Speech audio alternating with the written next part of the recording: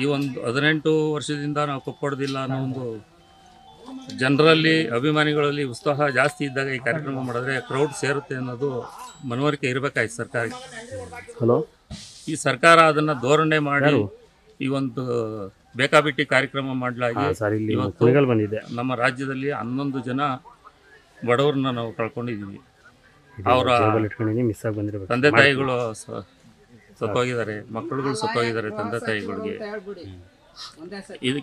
ಇದಕ್ಕೆ ನೇರ ಹೊಣೆ ರಾಜ್ಯ ಸರ್ಕಾರ ಅಂತ ನಾನು ಹೇಳ್ತೀನಿ. ಸರ್ ಒಬ್ಬೊಬ್ಬರು ಮಕ್ಕಳು ಇರ್ತಾರೆ ಒಂದು ಇನ್ಸಿಡೆಂಟಲ್ಲಿ ಯಾವುದೇ ಕಾರಣ ಇಲ್ಲ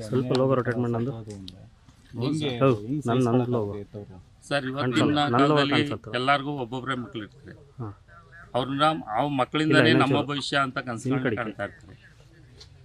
ಅವ್ರನ್ನ ಎಜುಕೇಶನ್ ಕೊಡಿಸಿ ಅವರಿಂದ ನಾವು ಮುಂದೆ ಚೆನ್ನಾಗಿರೋಣ ಅನ್ನೋ ಒಂದು ಭಾವನೆನ ಇಟ್ಕೊಂಡು ಅವ್ರನ್ನ ಸಾಲ ಸೋಲ ಮಾಡಿ ಊರಿಂದ ಹೋಗಿ ಅವರು ದುಡಿದು ಕೂಲಿ ಮಾಡಿ ಮಕ್ಕಳು ಓದಿಸಿರ್ತಾರೆ. ಇಂಥ ಒಂದು ಕನಸು ಇಟ್ಕೊಂಡಂಥ ತಂದೆ ತಾಯಿಗಳಿಗೆ ಈ ಸರ್ಕಾರ ಒಂದು ಭದ್ರತೆಯನ್ನು ಕೊಡದಲ್ಲೇ ಈ ಥರ ಮಾಡಿರೋದು ತುಂಬ ಅಕ್ಷಮ್ಯ ಅಪರಾಧ. ಸರ್ ಇವರು ಯಾವಾಗ ಬೆಂಗಳೂರಿಗೆ ಹೋಗಿದ್ರು ಸರ್? ಏನು ಸಲುವಾಗಿ ಹೋಗಿದ್ರು ಅಂತ? ಸರ್ ಮಕ್ಕಳು ಎಜುಕೇಷನ್ಗೋಸ್ಕರನೇ ಇವರು ಬೆಂಗಳೂರಿಗೆ ಹೋಗಿದ್ದು. ಸುಮಾರು 20 ವರ್ಷ ಆಯಿತು ಅವರು ಬೆಂಗಳೂರಿಗೆ ಹೋಗಿ. ಒಂದು ಗಂಡು ಒಂದು ಹೆಣ್ಣು ಸರ್. ಹೇಗೆ ಸರ್ ಪರಿಹಾರದೆಲ್ಲ ಯಾವ ಥರ ಏನು ಇತ್ತು? ಪರಿಹಾರ ಏನು ಸರ್, ರಾಜ್ಯ ಸರ್ಕಾರ ಇವತ್ತು ನಾವು 10 ಲಕ್ಷ ಕೊಡ್ತೀವಿ ಅಂತಾರೆ. 10 ಲಕ್ಷ ತೊಗೊಂಡು ಏನು ಮಾಡ್ತಾರೆ? ಬೇಡ, ಮಕ್ಕಳನ್ನ ತಂದು ಕೊಡೋಕ್ಕಾಗತ್ತಾ? ತಂದೆ ತಾಯಿ ತಂದು ಕೊಡೋಕ್ಕಾಗತ್ತಾ? ಇಲ್ಲ ಅವ್ರಿಗೆ ಎಷ್ಟು ದುಡಿತಿದ್ದ?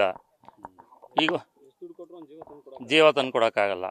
ಮತ್ತು ಇದಕ್ಕೆಲ್ಲ ಒಂದು ಕಾರಣ IPL ಅನ್ನೋ ಒಂದು ಭೂತ.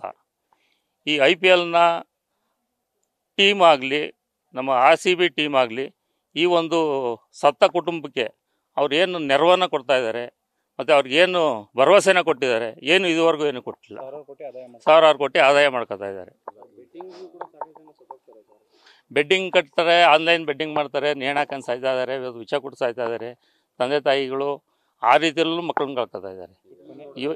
ಇವಾಗ ಈಗ ನೋಡಿದ್ರೆ ಇದು ದುರ್ಘಟನೆ. ಅದು ಘಟನೆ ಆದರೆ ಇದು ದುರ್ಘಟನೆ ಆಗಿದೆ ಇವತ್ತು. ಸರ್ RCB ಡಿಪಾರ್ಟ್ಮೆಂಟ್ಗೆ ಪ್ರತಿಯೊಂದು ಸತ್ತಿರೋ ಕುಟುಂಬಕ್ಕೆ ಮತ್ತು ಇವತ್ತೇನು 25 ಜನ ICU ವಾರ್ಡ್ನಲ್ಲಿದ್ದಾರೋ ಅವ್ರಿಗೆಲ್ಲ ತಲಾ 50 ಲಕ್ಷ ಕೊಡಬೇಕು. ಮತ್ತು ರಾಜ್ಯ ಸರ್ಕಾರನೂ 50 ಲಕ್ಷ ಕೊಡಬೇಕು ಅಂತ ನಾನು ನಿಮ್ಮ ವಾಹಿನಿ ಮುಖಾಂತರ ಡಿಮ್ಯಾಂಡ್ ಮಾಡ್ತೀನಿ ಸರ್. ನಮ್ಮ ಜನಗಳಲ್ಲಿ, ನಮ್ಮ ಯುವಕರಲ್ಲೂ ಸಹ ನಾನು ಹೇಳ್ದೊಂದಂದರೆ ಅಭಿಮಾನ ಇರಬೇಕು, ದುರಾಭಿಮಾನ ಇರಬಾರ್ದು. ಅಭಿಮಾನ ಅನ್ನೋದು ಮನಸ್ಸಲ್ಲಿ ಇಟ್ಕೊಳ್ಳಿ. ಯಾರು ಈ ಥರ ಕ್ರೌಡ್ನಲ್ಲಿ ಮಧ್ಯೆ ಹೋಗಿ ಅಭಿಮಾನ ತೋರ್ಸೋಕ್ಕೋಗಿ ಈ ಥರ ಜೀವ ಕಳ್ಕೊಂಡು ತಂದೆ ತಾಯಿಗಳಿಗೆ ನೋವು ಕೊಡಬೇಡಿ. ತಿಮ್ಮಪ್ಪ ಅಂತ, ದೊಡ್ಡಪ್ಪ. ನ್ಯೂಸ್ ಫಸ್ಟ್, ನಿರ್ಭೀತಿಯಿಂದ ನಿಮ್ಮ ಪರವಾಗಿ.